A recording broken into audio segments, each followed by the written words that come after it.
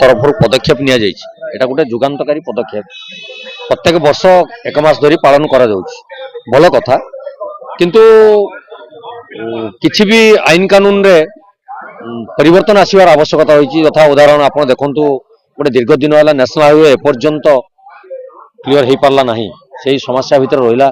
यही गोटे सप्ताह पूर्व जड़े युवक बंधु गोटे गाड़ी में 4 पल्ट हो गले हठात रास्ता मझे जो अवरोध कर नेशनल हाईवे वाला एटा को देखिबार अच्छी।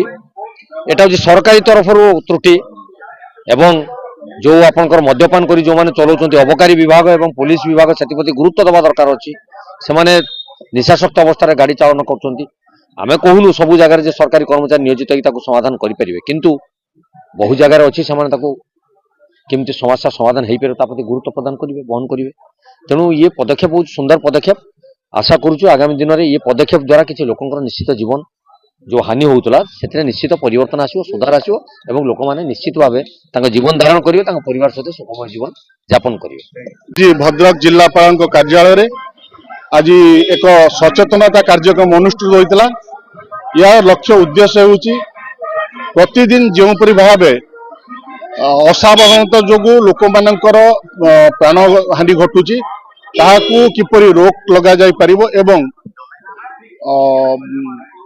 ट्रैफिक जो नियम अच्छी सरकार द्वारा जो नियम समस्ते जानते सबु जगह लिखाई द्रुत गति आने विपत्ति किंतु सरकार जिते प्रयास कले जदि आमे सचेतन न होबा एवं जे पर्यंत समाज रे ये वार्ता को न पहुंचाया प्रत्येक लोक निकट में ताले ये जो अभियान केबे भी सफलता हासिल कर पारिबा नहीं।